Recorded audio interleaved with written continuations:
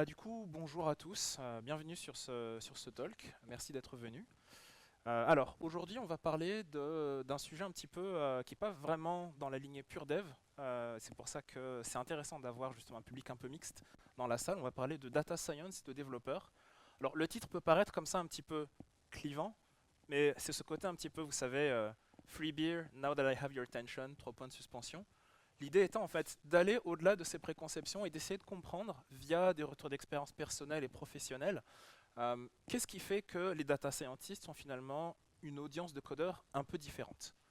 Alors, du coup, petit show of hands, est-ce qu'on a des développeurs dans la salle?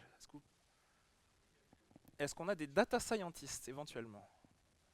Data scientists, j'inclus aussi les data engineers, les machine learning engineers et tout ça.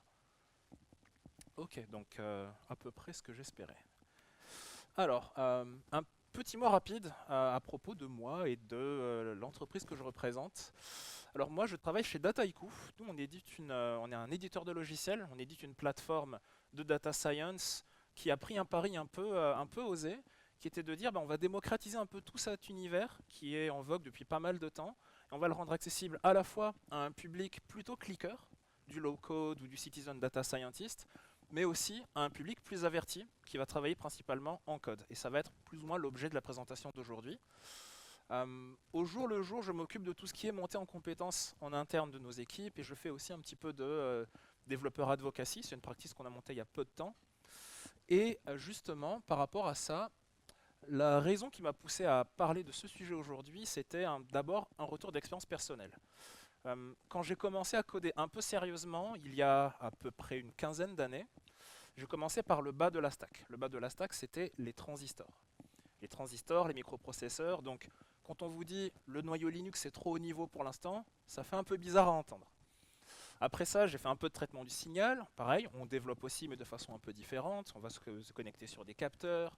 On va coder une petite UI pour visualiser ce qui se passe. À l'époque, on faisait du swing en Java pour l'UI, pour vous dire à quel point ça remonte. Après, je suis passé un peu plus sur la partie justement statistique, probabilité.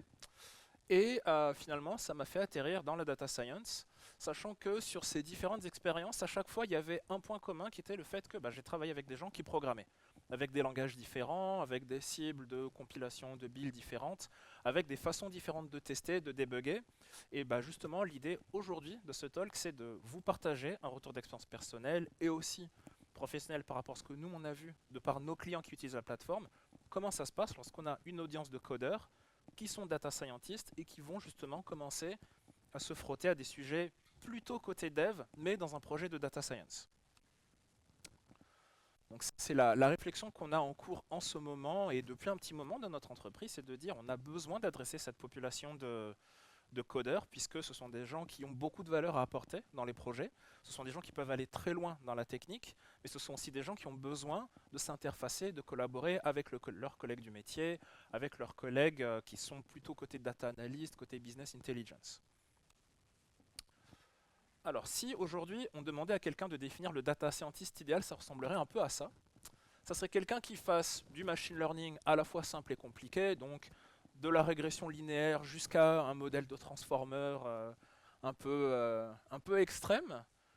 C'est quelqu'un qui code beaucoup, donc du Python, du R, du SQL, un peu de Julia éventuellement, du Spark, du Scala pour passer à l'échelle, du Kafka si jamais on veut faire du streaming.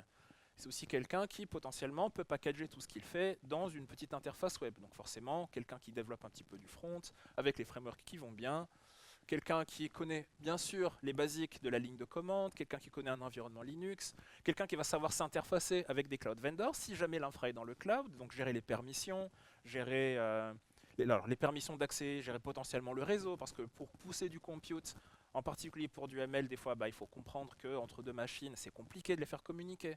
Et forcément, qui dit infra, dit provisioning d'infra, dit automatiser à la configuration, donc du Terraform, du Ansible, et tout ce qui va bien. Ça, si jamais vous voyez ça, tout ça dans une livre, dans une job offer pour un data scientist, ne soyez pas surpris. En pratique, ça rappelle un petit peu ce qu'on avait à l'époque du tout début du développement web, il y a un petit peu de temps. Donc les gens qui faisaient à la fois la partie édition de la page, maintenance du contenu, administration de la base de données. Aujourd'hui, dans le développement web, on a des segmentations qui sont quand même relativement bien faites. Ça commence à arriver en data science. Donc on a toujours le data scientist qui va être un peu à cheval sur pas mal d'étapes, mais on a aussi des data engineers qui vont intervenir en amont de la chaîne de processing pour justement venir mettre en place les pipelines d'ingestion de données et finalement maintenir les données dont les data scientists vont se servir pour aller entraîner des modèles, pour aller créer des features. Et on a aussi une nouvelle tendance qui se dégage, qui est celle qu'on appelle du MLOps. En très très gros, c'est un peu l'équivalent de ce qu'on essaye de faire avec les DevOps et les SRE en développement classique. Donc c'est quelqu'un qui va s'occuper de prendre un modèle prédictif, de venir le passer en prod et de faire attention à ce que le modèle en prod tourne bien, donc mettre en place une stack de monitoring et éventuellement faire remonter des incidents, gérer les montées en version, etc. Au final, quand on réfléchit un petit peu, un cycle de développement côté data science, décrit tel quel ici, ça va ressembler pas mal à un cycle de développement de dev classique. Vous allez retrouver des thématiques communes, gérer un projet, gérer le versionning, écrire des tests, déployer en prod, et également débugger, monitorer, faire du troubleshooting. Et donc, pour illustrer un petit peu l'idée du talk d'aujourd'hui, on va essayer d'examiner un peu chacun de ces points, voir comment est-ce que ça se décline dans un projet de data science. Et pour ça, au lieu de faire des slides, on va voir un petit exemple live. Donc, c'est mon premier Devox. Je me suis dit, ça serait une bonne idée de la jouer safe. Et au dernier moment, je me suis dit, allez, soyons fous, on va faire une petite démo. Je ne sais pas si ça va être une bonne idée, mais on va voir ce que ça donne. Alors, la démo d'aujourd'hui, en fait, alors il est quelle heure? 14h30 et quelques, alors c'est un peu tôt pour l'apéro, c'est ça? L'idée, ça va être d'aller analyser un jeu de données qu'on appelle le Wine Quality Dataset. Alors, je reviendrai un petit peu sur cette interface tout à l'heure, mais ici, ce qu'on va venir faire, c'est récupérer un historique de données, de propriétés chimiques de certains vins, des vins blancs, des vins rouges, et dans cet historique de données, on a aussi une note qui a été donnée par des œnologistes, c'est ça? Les gens qui font... des œnologues, autant pour moi, donc la science du vin. Et l'idée, ça va être de dire, est-ce que je suis capable, à partir de cet historique de notes, d'entraîner un modèle qui sera capable de me prédire la note donnée pour un certain type de vin en fonction des propriétés chimiques. Le use case est complètement joué, c'est pas quelque chose que vous allez voir très souvent dans des cas d'usage pratiques. L'idée, c'est vraiment plus de se dire, on va partir d'un exemple un peu joint, un peu simple, et tracer le parallèle entre les différentes étapes d'un développement de projet autour de cette thématique-là, et voir les différences, les similarités avec un développement, avec un projet de développement classique. Donc pour vous donner une idée de à quoi ça ressemble, vous avez des propriétés comme ça. Donc je pense que moi ça me parle très peu, je ne sais pas s'il y a des amateurs dans la salle ou des chimistes. Mais voilà, donc on a des données tabulaires finalement. Aujourd'hui on voit beaucoup dans les démonstrations des données, des images, du texte, etc. Pour le cas d'aujourd'hui, on va rester sur quelque chose de très simple, des données tabulaires avec des propriétés, la valeur qu'on va vouloir prédire ici, la qualité. Et on va voir comment on gère tout ça d'un point de vue gestion de projet. Pour démarrer, revenir sur le slideshow ici. Quand on fait de la data science, on a besoin de tooling. Et contrairement à des projets de dev, on va dire first class citizen, ça ne va pas forcément être le code en soi, ça va vraiment être les données. Tout va se faire autour des données et tout le développement du projet du début à la fin va vraiment être focalisé sur les données, leur structure et forcément le problème sous-jacent qu'on veut résoudre à partir de ces données. Ensuite, on a forcément du code. Donc du code écrit majoritairement en Python ou en R, ce sont un peu les deux langages principaux lorsqu'on fait de la data science. Est-ce qu'il y a beaucoup de développeurs Python dans la salle? Un petit groupe. Et alors là où ça va devenir intéressant, ça va être l'environnement d'édition du code. Le développeur classique, il est habitué à son IDE, donc un outil très puissant pour gérer des grosses bases de code avec des fonctionnalités avancées pour le versionning, pour le refactoring, etc. La gestion des dépendances. Les besoins en data science sont un peu différents. Nous, on va avoir besoin d'expérimenter, de tester beaucoup de choses. En pratique, ça se traduit avec un environnement d'édition que je vous ai montré tout à l'heure qui s'appelle un notebook. Dans un notebook, vous allez venir écrire du code dans des blocs et ce code-là va être exécuté en fait. À chaque fois que vous allez faire un Shift Enter, par exemple ici, ce bloc de code va être exécuté. Et vous allez exécuter vos blocs de code les uns après les autres. Et potentiellement, vous allez être aussi capable de rajouter des blocs de texte écrits en Markdown pour documenter les choses, des figures tracées pour potentiellement regarder ce qui se passe d'un point de vue statistique. Par exemple, ici, je me dis, je veux regarder la propriété chimique acide citrique et je veux voir à quel point elle influe sur ce qu'on veut prédire. Donc là, on voit assez rapidement que, bah oui, il y a un impact. On voit qu'en fonction des notes qui sont ici sur l'axe des abscisses, si jamais on change la concentration d'acide citrique, il y a un impact. Donc forcément, c'est quelque chose à prendre en compte ensuite. Et voilà, l'idée derrière, on va dire ce qu'on appelle l'analyse exploratoire de données, ça va être comme ça de tester les choses, d'éditer les blocs, de les exécuter les uns après les autres. Mais comme vous pouvez probablement le deviner, ce n'est pas quelque chose qui sera très production friendly. Puisque ce sont des blocs qui vivent leur vie, mais si jamais vous vous amusez à remonter d'un cran et à exécuter un bloc antérieur, en fait, il va utiliser l'état du bloc entre guillemets d'après, parce qu'à chaque fois qu'on exécute un bloc, il y a un état qui est persisté, et ça peut rapidement devenir le fouillis.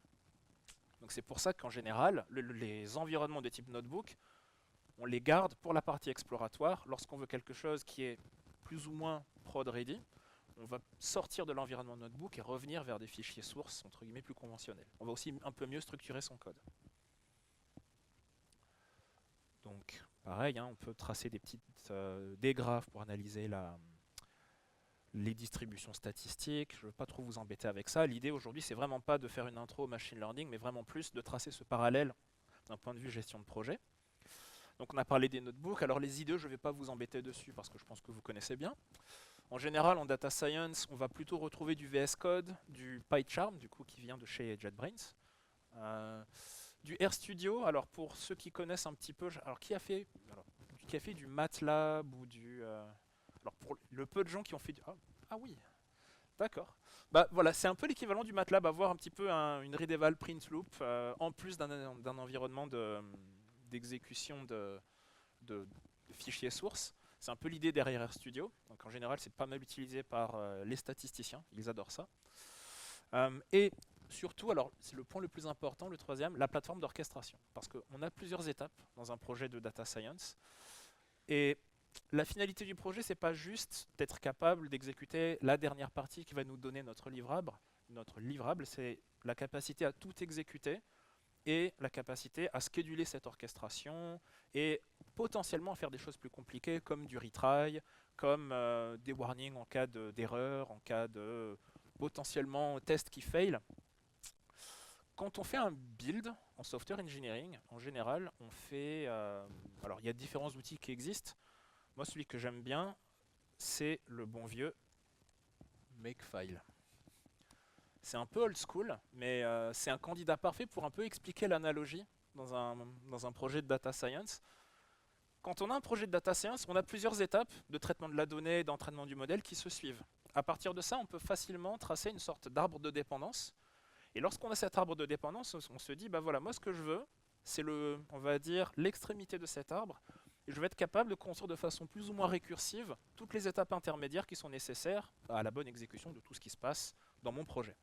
Et en l'occurrence, si jamais vous vous mettez dans la peau d'un dev et vous vous dites je veux avoir une sorte de proxy pour ce genre de choses, je vais écrire un makefile. Un makefile qui va me permettre de séquencer l'acquisition des données. Donc là, en l'occurrence, on va venir télécharger les données depuis une source extérieure. Si je me souviens bien, c'est ce site-là. Après ça, on va avoir un petit peu de nettoyage avec les dépendances. On va avoir l'entraînement du modèle, on va faire tourner des tests et potentiellement faire des choses en plus. Mais donc là, aujourd'hui, on va rester sur ces cas d'usage qui sont assez simples et aussi assez standards. Donc, c'est là où je vais commencer à croiser les doigts. Si je fais un make clean et un make all, hop. Donc, là, je build mon projet. Je vais télécharger mes données. Je vais faire de la préparation. Je vais entraîner un modèle, je vais faire tourner des tests, et normalement, tout s'est bien passé. Tout s'est bien passé.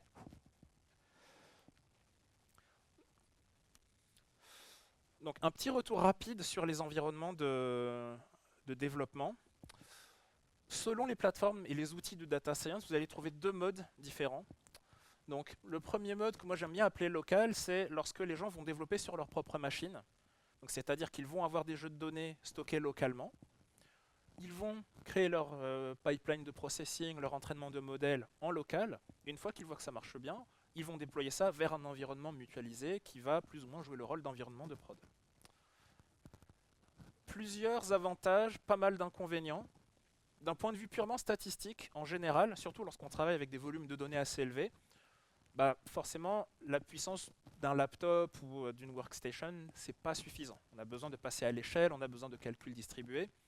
Donc on est un peu limité là-dessus. On se dit, ok, on va peut-être faire du sampling. On va pas prendre tous les jeux de données, on va prendre un petit bout. Sauf que il n'y a aucune garantie d'un point de vue purement statistique que ce sample de données soit représentatif de toute la donnée que vous allez trouver en prod. Donc ça, il faut plus ou moins le prendre en compte lorsqu'on choisit son type d'environnement de développement.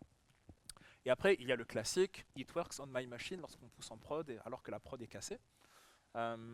Pour remédier un petit peu à ça, l'idée, ça serait de se dire, on va travailler plutôt sur un environnement de dev distant, mutualisé aussi, qui sera quelque part plus facile à répliquer en prod. Enfin, on va juste faire une sorte de copie de cet environnement, le séparer pour avoir dev et prod bien clean, bien distinct comme il faut. Et les gens vont se connecter à cet environnement de développement via tout simplement par exemple un client web. Ils vont accéder à un portail web, ils ont juste besoin d'un navigateur sur leur ordinateur et rien de plus. Et tout va se passer du coup dans un environnement distant et ça favorise aussi pas mal tout ce qui est collaboration. En général, les gens ne sont pas seuls sur leur projet, ils travaillent avec plusieurs personnes. Et à ce moment-là, c'est intéressant de mutualiser un peu le travail qui a été fait. Pour revenir un petit peu à la partie orchestration, on avait parlé des makefiles tout à l'heure. Voilà, un projet de data science, ça ressemble plus ou moins à ça. Donc là, à gauche, vous avez deux exemples à l'écran. À gauche, c'est un diagramme qui vient d'un framework qui s'appelle Kubeflow, qui fait de l'orchestration aussi. À droite, vous avez l'orchestration de Dataiku, qu'on appelle nous un flow. Là, on est resté un peu plus simple. Et l'idée, ça va être de se dire, comme tout à l'heure, imaginez que ce diamant ici, ce diamant vert dans le diagramme, c'est votre modèle. Pour entraîner votre modèle, vous allez avoir besoin de votre jeu de données d'entraînement ici. Pour ce jeu de données, vous allez avoir besoin de toutes les étapes qui sont avant. Et idéalement, lorsque votre projet gagne en complexité, vous n'avez pas envie de réfléchir à la gestion des dépendances et rentrer à la main une nouvelle dépendance à chaque fois que votre projet évolue. Donc idéalement, quel que soit l'orchestrateur que vous choisissiez, derrière, il devrait y avoir un système de gestion des dépendances qui soit suffisamment smart pour être capable de remonter de façon un peu récursive dans ce graphe et de se dire au bout d'un moment, moi j'ai besoin de reconstruire jusque-là. Un autre type de livrable, ça va être aussi... une autre problématique, ça sera le type de livrable. Lorsqu'on fait du dev, on va livrer une application, on va livrer une API, la diversité du livrable est quand même, on va dire, bien définie. Alors que sur la partie data science, il y a beaucoup de choses, il y a beaucoup plus de diversité dans ce qu'on peut définir comme étant la finalité d'un projet. Ça peut être des outils de visualisation ou même de la donnée sous-jacente à de la visualisation pour des gens moins techniques qui sont plus côté décideurs, côté data analyse. Ça peut aussi être des datasets, des données qui ont été déjà pré-traitées, qui vont servir pour un autre process dans une autre équipe. Et enfin, ça peut aussi être un modèle prédictif qui sera capable justement, après entraînement, de faire ressortir des données intéressantes. Vous êtes dans la banque, vous avez besoin d'un modèle qui soit capable de prédire si oui ou non une transaction était frauduleuse. Vous êtes dans le retail, vous voulez être capable de savoir à peu près aujourd'hui à combien sera le panier moyen de l'acheteur dans le magasin X, Y ou Z. Tout ce genre de problématiques qui ne se limitent pas finalement qu'au modèle, puisque le modèle tel quel n'est pas exploitable. L'idée, ça va être aussi de servir ce modèle, de l'exposer à des outils tiers. En général, ça se fait via le packaging dans un format API REST. Donc on fait un call HTTP vers un serveur qui hoste le modèle avec les données d'entrée. Et en réponse, on reçoit la prédiction qui va bien. Donc là, vous voyez déjà que vous avez votre pipeline de traitement, votre projet, et en sortie, vous pouvez avoir beaucoup de choses différentes. Et ça va énormément dépendre du projet, du use case et des gens avec qui vous allez discuter pour justement livrer le projet en question. Alors ensuite, on va parler de versionning. Donc je présume que tout le monde ici connaît Git. Git, ça marche pour versionner du code, et c'est quelque part, on va dire, un problème qui a été réglé depuis longtemps dans le monde du software engineering. C'est l'outil de facto. En data science, c'est plus compliqué parce que effectivement, il y a du code, on peut le versionner avec Git, mais ce n'est pas la seule chose qu'on peut et qu'on va venir versionner. Donc, naturellement, on a du code, mais on va aussi avoir des données. Versionner des données, c'est quelque chose qui, mine de rien, est quand même assez compliqué. Et une des impasses qui sont souvent faites, c'est les gens qui vont venir comparer la capacité de versionner des données avec les features qui sont disponibles dans certains file systems ou bases de données pour faire ce qu'on appelle du time travel. Le time travel et le versionning, ce sont deux choses qui sont différentes. Parce que dans le versionning, il y a aussi toute une logique de branches concurrentes, de merge. On ne peut pas vraiment traiter des données comme on traite du code. Et vous n'allez pas non plus vous amuser à committer un CSV de 200 Go dans un repository Git. Ensuite, le versionning des modèles. Un modèle qui est entraîné, en pratique, c'est ni plus ni moins qu'un objet qui est sérialisé. Encore une fois, versionner un binaire avec du Git, ça n'a pas vraiment d'intérêt. D'autant plus que lorsqu'on veut versionner un modèle, ce n'est pas juste le modèle entraîné qui nous intéresse, c'est aussi tout le cheminement qui nous a mené à ce modèle, ce qu'on va appeler l'experiment tracking, dans le langage des data scientists. Ça va être en fait la collection de toutes les recettes qu'on a essayé pour entraîner un modèle, le type d'algorithme, les hyperparamètres, comment est-ce qu'on a splitté entre les données de train, les données de test. Tout ça, ça va être en fait un ensemble de métadonnées. Et à chaque fois qu'on veut entraîner un modèle, qu'on veut tester des choses, on va vouloir historiser tout ce qu'on a mis dans la recette, tous les ingrédients, toute la quantité, on va dire. Et ça, pareil, quelque part, ça peut être vu comme du versionning de modèle. Donc, lorsque des gens vont venir vous dire comment ça se passe pour le versionning en machine learning, souvent la réponse va être qu'est-ce que vous voulez versionner? Est-ce que c'est l'historique de vos expériences? Est-ce que c'est le modèle entraîné? Et à chaque fois, il y aura des réponses différentes. Et au jour d'aujourd'hui, ça reste quand même une question qui est ouverte parce que, contrairement à Git, il y a plusieurs solutions qui existent, mais il n'y en a pas une seule qui fait vraiment consensus. Et c'est d'autant plus vrai lorsque vous allez parler des outils d'orchestration et des pipelines. Certes, il est possible de versionner un pipeline. Nous, on permet le versionning des pipelines dans notre outil pour facilement faire du rollback, par exemple. Par contre, c'est du versionning qui est spécifique à notre outil. C'est-à-dire que sous le capot, il y a un repository Git. Si jamais on veut essayer de comprendre ce repository Git dans un contexte hors de la plateforme, ça va être un peu plus compliqué, parce que ce qu'on va venir versionner, ça va être des métadonnées qui vont représenter le graphe et les dépendances, et le formatage de ces métadonnées, il va être différent d'une plateforme à l'autre, que ce soit une plateforme propriétaire ou une plateforme open source. Aujourd'hui, vous allez trouver pléthore d'orchestrateurs open source qui sont très bien, mais qui ont chacun leur standard. Vous allez entendre parler de Airflow, de Prefect, de Flight, de Dagster et de plein d'autres. Chacun a sa façon de gérer les métadonnées pour justement garder cette structure de graphe versionné. Et passer de l'un à l'autre, c'est des fois assez compliqué. Donc tout ça pour dire que le versionning en data science, c'est un sujet qui est complexe et que la réponse, ça ne va pas être juste de dire faites du Git et tout va bien se passer. Il y a beaucoup plus de nuances et de choses à voir au-delà du code, mais c'est aussi ce qui fait la richesse du domaine. Ensuite, un sujet sensible, les tests. Comme tout bon codeur qui se respecte, normalement, quand on écrit du code, on écrit le test qui va bien. Les devs ont aujourd'hui quand même bien identifié comment est-ce qu'il faut faire pour écrire des tests. On écrit des tests unitaires pour tester des parties un petit peu, entre guillemets, atomiques de sa codebase. On va écrire des tests d'intégration, des tests de régression, des tests de montée en charge, etc. Est-ce qu'on peut faire un copier-coller de tout ça dans la data science ? Eh bien, pas vraiment. Encore une fois, c'est une question de nuance. Autant pour la partie versionning, c'est un challenge vraiment technique, autant sur la partie test, c'est plus une capacité à prendre du recul et se dire vraiment qu'est-ce que je veux tester. Dans un projet de data science, on a grosso modo 4 étapes. On a la partie où on va venir récupérer les données, un peu comme ce qui a été retranscrit dans le petit makefile qu'on a regardé au début de la présentation. L'ingestion des données, le nettoyage des données, la préparation de ces données en vue d'entraîner le modèle prédictif, l'entraînement du modèle prédictif, et finalement la mise en production et le monitoring lorsqu'on est en production. Lorsqu'on va vouloir faire des tests en data science, en général, ce qui est bien, c'est que comme on a des étapes qui sont bien séparées, on peut se dire, moi je veux tester séparément cette étape-là, 1, 2, 3, 4. Je dire je veux tester l'ingestion des données, être sûr que par exemple ma source de données est disponible au moment où je veux lancer l'ingestion. Je veux tester la partie data préparation pour être sûr qu'à la sortie de mon process de nettoyage des données, j'ai quelque chose qui soit cohérent. Je vais aussi tester la partie machine learning, vérifier typiquement que mon modèle a les performances qu'on attend et sur les bonnes données avec les bonnes explications, c'est-à-dire que le modèle est capable de bien prédire pour les bonnes raisons. On va parler de biais et d'interprétabilité un peu plus tard dans la présentation.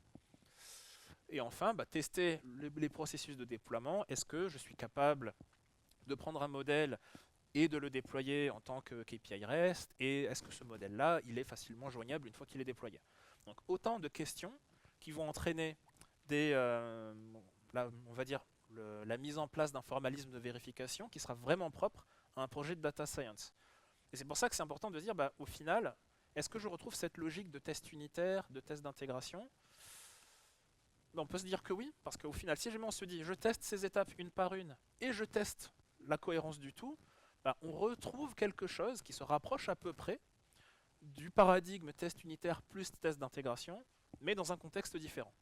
Encore une fois, ici le warning, ça va être de dire, lorsqu'on est data scientist et qu'on veut écrire des tests, réfléchir aux tests qu'on veut écrire avant de tout de suite dire, je dois écrire des unit tests, des tests d'intégration, et potentiellement faire un copier-coller un peu pervasif de ce qui se fait en software engineering. Le tooling est le même, le wording est potentiellement le même, mais les problématiques sont vraiment différentes. Pour illustrer ça, si on jette un petit coup d'œil au fichier de test, tout à l'heure dans le mail on avait vu qu'il y avait des tests, donc il est là, test project, qu'est-ce qu'on peut tester? Typiquement ça va être par exemple, pour tester la qualité de données, alors est-ce que tout le monde voit au fond? Super. Typiquement, on peut se dire, je veux vérifier que... alors, j'ai une liste de colonnes que j'attends dans mon jeu de données. Est-ce que toutes les colonnes sont là? Donc ça, c'est le premier test. On peut aussi se dire, par rapport au dataset entier, est-ce que, à minima, là c'est un test très simpliste, est-ce que mon dataset contient quelque chose? En général, si jamais on a une absence de data source, on peut se retrouver avec une table vide en entrée, par exemple, et ça, on va être capable de le faire remonter assez facilement si jamais le problème vient à arriver. En termes de qualité de données, on peut aussi aller relativement loin en fonction du type de données qu'on va manipuler. Par exemple, dans notre dataset, on a une colonne de pH. Mes vieux souvenirs de chimie me disent que normalement, le pH, c'est entre 0 et 14. Donc je peux me dire, potentiellement, je vais bien vérifier que la colonne pH contient des valeurs entre 0 et 14. Dans des contextes, on va dire, plus pratico-pratiques, vous allez avoir des choses du genre, je veux vérifier que le montant d'une transaction est bien positif, qu'un champ texte n'est pas vide.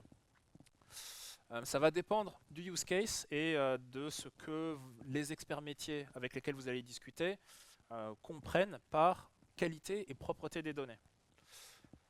Et donc du coup, là je me suis amusé à faire tourner ces trois tests très simples, mais avec une philosophie qui est quand même relativement différente, parce que ici, rappelez-vous, la donnée, c'est notre, entre guillemets, first class citizen.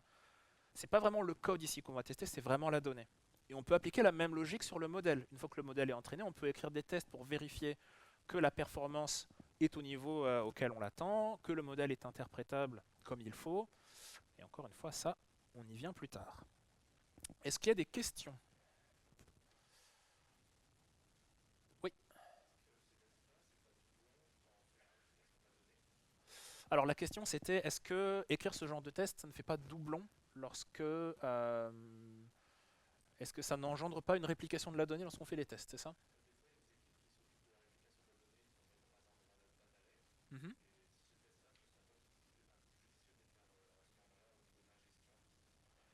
Alors oui, est-ce que les tests doivent être faits au niveau de l'ingestion? Alors oui, c'est possible. Ça va dépendre de comment est-ce que le projet est structuré finalement. Alors effectivement, si le processus d'ingestion est coûteux, forcément on va vouloir être sûr que la donnée est de bonne qualité avant de remplir le data lake.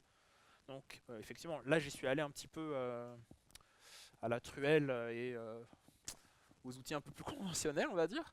Mais effectivement, ça amène aussi des questions autour de la complexité d'un framework de test lorsqu'on veut le monter. En particulier, effectivement, est-ce que je dois le mettre avant l'ingestion? ça a aussi à voir avec où est-ce que j'entraîne un modèle dans mon pipeline, puisqu'on peut se dire on met deux niveaux de test. Au niveau de l'ingestion de la donnée brute, donc là ça va purement être des problématiques data engineering, et après on peut aussi avoir des questions de data quality plus orientées machine learning. Si jamais on se dit je veux un certain type de données en entrée de mon modèle, ben, je vais écrire des tests pour être capable de me dire ben voilà, une fois que tout est validé, je peux passer à la partie d'entraînement. Parce que comme l'ingestion, la partie entraînement de modèle, elle est aussi coûteuse en temps de calcul. Hop. Donc on a vu quelques exemples. Donc disponibilité, qualité des données. Pour le modèle, la capacité à généraliser des prédictions et la disponibilité. Vous déployez un modèle en tant que KPI REST, vous voulez être capable de dire je fais un call, j'ai la réponse avec la prédiction qui va bien. Ensuite, on a déployé, on est en prod, on se dit bah il peut y avoir des soucis. Si jamais il y a quelque chose qui casse quelque part, on va rentrer dans cette phase de debugging / troubleshooting. Comment ça va se passer? Alors, ça va se passer comme ça.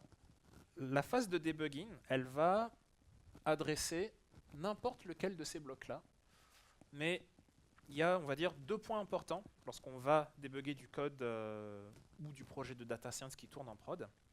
C'est que si je débug au niveau de l'ingestion, par exemple, je dois garder dans mon projet cet aspect un peu idempotent qui dit que une fois que quelque chose est débugué ici, eh ben, un peu comme en dev, on va venir rebuilder le tout. Donc c'est-à-dire pas juste fixer ici et redéployer avec une nouvelle version. Non, une fois que j'ai fixé ici, je vais réexécuter tout le pipeline. Pareil si je suis ici, donc toujours ce côté un petit peu récursif. Et pour ça, il n'y a rien de mieux justement que d'avoir des tests. Être capable de se dire, si jamais j'ai fixé un problème au niveau de l'ingestion, si je vois par exemple que ma source de données n'est plus disponible à une certaine URL, l'URL a potentiellement changé, donc je vais fixer ça. Et une fois que ça a changé, je ne sais pas s'il y a eu d'autres changements à côté. Donc un peu comme aujourd'hui ce qu'on fait lorsqu'on fait du bug fix en dev, on fixe son bug, on fait tourner les tests pour voir que tout se passe bien, et une fois que les tests tournent, on va venir release sa nouvelle version. Et là pour le coup ça devient intéressant puisque, encore une fois, les problématiques sont différentes. Là on a bien identifié les étapes sur lesquelles on veut aller faire son debugging. Mais il y a toujours ce côté, je veux faire attention à mes tests, je veux faire les choses dans l'ordre avant de déployer ma nouvelle version. Quelques exemples intéressants. Donc, qu'est-ce qui peut se passer en pratique? On peut avoir donc, de la donnée qui change. On a parlé d'ingestion, donc la source telle qu'elle peut changer. La donnée peut aussi changer. Qu'est-ce que ça veut dire? Du jour au lendemain, vous avez peut-être une nouvelle colonne qui apparaît dans votre dataset d'entrée. Le dataset peut aussi rester le même, mais dans une colonne catégorielle, vous avez une nouvelle catégorie. Par exemple, vous avez un catalogue de produits pour du e-commerce. Un beau jour, lorsqu'il y a un nouveau produit qui arrive dans une catégorie donnée, mine de rien, ça va changer des choses. Ça ne change pas le schéma de la donnée telle qu'elle, ça change la cardinalité d'une ou plusieurs colonnes. Ça, pareil, il faut être capable de résoudre tous les problèmes qui vont impacter tout le projet par rapport à ce genre de changement. Sur la partie machine learning, on entend beaucoup parler de drift, dérive en français. Là, c'est un peu plus pernicieux. C'est la donnée qui va venir changer petit à petit au fil du temps et qui va faire que le modèle que vous avez entraîné à l'instant T plus 6 mois par exemple, il ne va pas forcément faire les bonnes prédictions puisque les données qu'il va recevoir du monde réel pour faire ses prédictions ne vont plus refléter les données sur lesquelles il a été entraîné. Ça, c'est ce qu'on appelle le data drift. Il y a différents types de drift, et pour rester simple, aujourd'hui, on peut parler juste de data drift. Et ça, c'est quelque chose, pour le coup, qui demande une petite expertise statistique, puisqu'en fonction du type de données que vous allez monitorer, c'est vous qui allez définir quel type de test statistique vous voulez appliquer entre les distributions AT et T+, par exemple, 6 mois, et par rapport à la métrique que vous allez calculer, par rapport à la distance statistique, quel niveau de seuil vous allez définir comme étant un point de drift au-delà duquel il y a besoin de réentraîner le modèle sur des données plus récentes. Et enfin, alors la partie interprétabilité, encore plus subtile, quasiment impossible à débugger de façon automatique. Alors celui-là, je l'ai choisi puisque, alors, quand on fait du dev classique, il y a certains outils qui vous permettent en fait de fixer certaines petites erreurs de façon un peu automatique. Quand il s'agit de machine learning, il y a des fois où c'est tellement pernicieux qu'il faut réfléchir longtemps avant de comprendre pourquoi le modèle ne fonctionne pas. Et c'est là où on va venir parler d'interprétabilité, de pourquoi est-ce qu'on a besoin de comprendre comment le modèle se comporte. Alors, il y avait un papier de recherche il n'y a pas si longtemps que ça qui a été publié sur une méthode justement d'analyse, de compréhension des modèles pour savoir pourquoi est-ce qu'un modèle produit une prédiction. Et dans ce papier, il y avait un contre-exemple très intéressant où justement les auteurs faisaient un exercice de classification sur des images. Ils essayaient de classifier des races de chiens à partir de photos des visages de chiens. Très simple, donc bulldog, caniche, husky. Et à un moment, ils se sont rendus compte qu'il y avait une surreprésentation des prédictions pour les huskies. Ils mettaient une photo de caniche, bam, le modèle disait c'est un husky. Un bulldog, bam, c'est un husky. Ils ne comprenaient pas, jusqu'au jour où ils ont regardé un peu plus près les données sur lesquelles ils ont entraîné le modèle. Les photos des huskies, qu'est-ce qu'il y avait en background? De la neige. Vous mettez de la neige et un bulldog en face, c'est un husky, parce que le background est blanc. C'est pour ça que justement ces questions d'interprétabilité, de vérification justement que le modèle prédit ce qu'il doit prédire pour les bonnes raisons, bah, ça devient important. On a de plus en plus de systèmes qui tournent en prod et on ne peut pas se permettre justement de faire des mauvaises prédictions à cause de ce genre de biais. Et pour des raisons aussi purement éthiques, aujourd'hui par exemple, pour accorder un crédit immobilier lorsqu'on veut faire du scoring de dossiers dans une banque pour évaluer si oui ou non la personne est potentiellement solvable pour son prêt, on va être capable d'accorder ou non le prêt pour les bonnes raisons. Il y a énormément de débats en ce moment sur tout ce qui est fairness, ethical machine learning, qui ont trait à ces choses-là. Et ça, plus le fait que de plus en plus de projets partent en prod qui impliquent des modèles prédictifs, bah, ça fait des questions de debugging intéressantes et pas forcément automatisables. Et qui font intervenir beaucoup d'expertises. Les expertises statistiques, bien sûr, mais aussi les expertises métiers. On a beaucoup parlé de différences, mais il faut quand même rester optimiste, dans le sens où bah, les data scientists et les développeurs partagent quand même beaucoup de points communs au-delà du fait qu'ils codent. Beaucoup de petites problématiques au quotidien que je pense vous connaissez à peu près tous.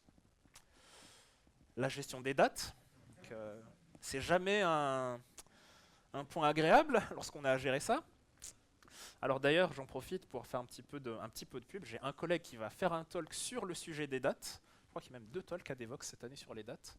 Comme quoi, c'est un sujet qui est populaire et compliqué. Et ne vous en faites pas, vos collègues data scientists galèrent tout autant que vous lorsqu'il faut parser des dates, extraire des informations des mois, calculer des distances, gérer les time zones. On est tous dans le même bateau. Après, il y a la gestion des dépendances. Pour ceux qui ont fait du Python, vous connaissez peut-être la plaie que c'est de gérer les environnements virtuels, avec les bonnes versions de package, les bonnes versions de Python. Alors en R, je vous en parle même pas, c'est une hérésie parce que eux, ils installent leur package inline dans leur code. Tout ça fait que gérer les dépendances lorsqu'on fait intervenir des packages tiers, quel que soit le langage de prog, ça peut amener des complications dans le projet. Pareil, les data scientists sont dans le même bateau. La gestion de la hype. Il y a un framework JavaScript qui sort tous les combien? Tous les jours, c'est ça? Toutes les semaines? Allez, toutes les semaines. Le ML, c'est un peu pareil. Alors peut-être pas tous les jours, mais c'est un système qui est en pleine évolution, en hyper croissance. Il y a beaucoup de nouveaux types de modèles, de nouveaux frameworks, de nouveaux orchestrateurs pour les projets de data science qui sortent. Et lorsqu'on veut juste faire le job, on se retrouve avec une liste énorme, on se dit alors lequel je prends, lequel est le standard, lequel marche bien, et ça prend du temps. Il y a un benchmark technique à faire, il y a un benchmark fonctionnel à faire par rapport à la compatibilité avec le reste de l'écosystème. Pareil, lorsque vous développez un projet en dev, le choix des technos, il est souvent compliqué. En data science, pareil, le même combat. Est-ce que je fais du Python, du R, où est-ce que je vais stocker mes données, quel orchestrateur je choisis? C'est très hype-driven dans le sens où, en général, quand on part from scratch, on a toujours cette petite tentation de se dire je vais utiliser la dernière version du dernier framework à la mode, comme ça va être stylé. Alors, il y a beaucoup d'autres aspects communs, comme ça. Comme je veux laisser un petit peu de temps pour les questions, en guise de conclusion, si jamais il fallait retenir 3 choses de ce talk, la première chose, c'est qu'un data scientist, c'est ni plus ni moins qu'une typologie spécifique de développeur. le titre initial étant un peu clivant, là l'idée c'est de se dire que un data scientist qui code, c'est un type de développeur. Quelqu'un qui va coder pour de l'élec embarqué, c'est un type de développeur. Quelqu'un qui va coder pour du kernel Linux, c'est un développeur. Quelqu'un qui va coder pour de l'IoT, c'est un développeur aussi. Mais à chaque fois, on a ce dénominateur commun d'écriture de code, mais avec du tooling un peu différent, des practices différentes, des livrables différents. Donc voilà, on est tous dans le même bateau, mais pas forcément tous au même niveau dans le bateau.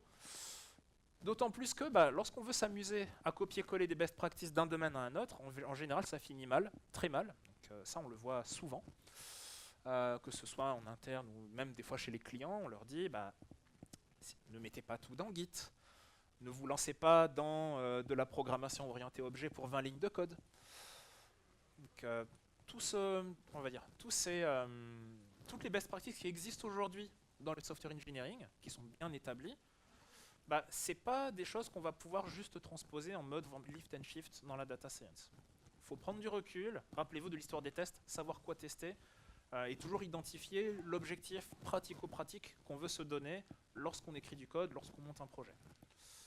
Et enfin, au final, le data scientist tout seul, c'est pas lui qui va mener un projet. Le data scientist, il va bosser avec des experts métiers, il va bosser avec d'autres développeurs qui vont venir, par exemple, gérer la partie disponibilité des données, créer une interface web par-dessus son modèle, comme ça la personne va pouvoir avoir un modèle à la fois performant, mais emballé dans un package qui sera beaucoup plus user-friendly. Tout ça menant à ce désir de collaboration qu'on essaie de pousser nous chez les clients, mais qu'on a aussi quelque part en interne, puisque chez Dataiku, on a aussi cette volonté de mobilité, de dire aux gens qui partent des équipes data science, si le dev vous intéresse, il n'y a pas de souci, vous pouvez faire du dev plus tard dans votre carrière, il n'y a pas de souci, il y a beaucoup de dénominateurs communs. Le dénominateur commun est, on va dire, assez important pour permettre des passerelles. Donc, si vous êtes curieux, si vous voulez en savoir plus sur nous, n'hésitez pas à venir nous voir, on est sur le stand numéro 46. Si vous voulez voir à quoi ça ressemble dans notre plateforme, le petit projet que je vous ai montré. Alors je ne vous ai pas tout montré, parce que justement l'idée c'était aussi de faire un petit peu de teasing. À quoi ça ressemble end-to-end dans notre plateforme, n'hésitez pas à venir nous voir, on peut vous faire la petite démo. Merci pour votre attention, c'était super pour un premier talk à Devoxx d'avoir autant de monde dans la salle. Et s'il y a des questions, n'hésitez pas.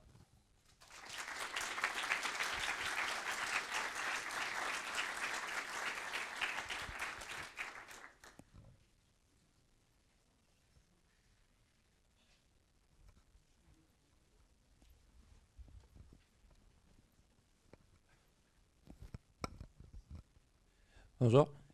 Moi, j'aurais juste une question par rapport aux passerelles, justement. Donc, vous avez mentionné une passerelle de data scientist vers développeur.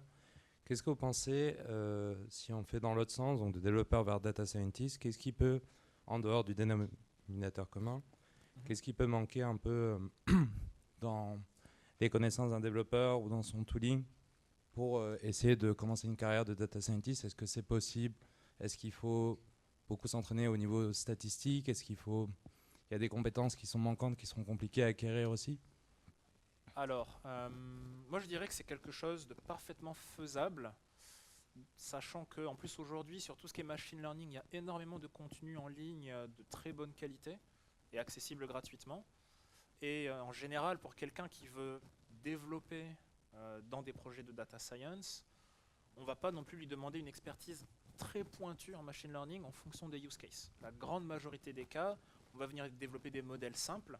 Donc là, on va dire ce qui est important lorsqu'on veut passer dans un contexte de data science, ça sera à la fois avoir les bases en statistique, en machine learning, mais aussi avoir ce côté un peu appétence des use cases pratico-pratiques, puisque un modèle, il est toujours là pour répondre à une question. Est-ce que c'est détecter de la fraude? Est-ce que c'est faire de la recommandation?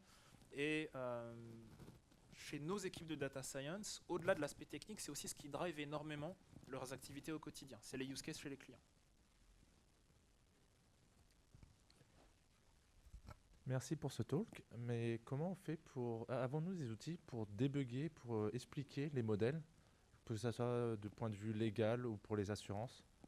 Alors nous, dans notre plateforme, ce qu'on a implémenté, c'est une suite de visualisations qui vont en fait venir permettre d'analyser on va dire l'importance de telle ou telle feature dans le rôle de la prédiction. Ça va être pas mal de solutions ad hoc. Il y a aussi des solutions open source, des packages qui vont permettre justement d'implémenter des calculs qu'on appelle d'explainability en anglais. Ça va dépendre. Il n'y a pas de package qui va vérifier si oui ou non on est aux normes par rapport à la norme X, Y ou Z. Mais en général, ce dont on se sert, c'est de la visualisation et de la remontée de métriques. Et à partir de ces métriques-là, on aura des gens qui auront cette expertise justement de, on va dire, normalisation des choses, qui vont prendre ces vises en main, qui vont prendre les métriques en main et qui vont dire si oui ou non on est conforme. Donc il y a toujours, on va dire, un humain dans la boucle pour ce genre de questions, puisque dès qu'on touche à la partie légale, effectivement, on veut être sûr qu'on est bien au carré et que tout a été validé comme il faut.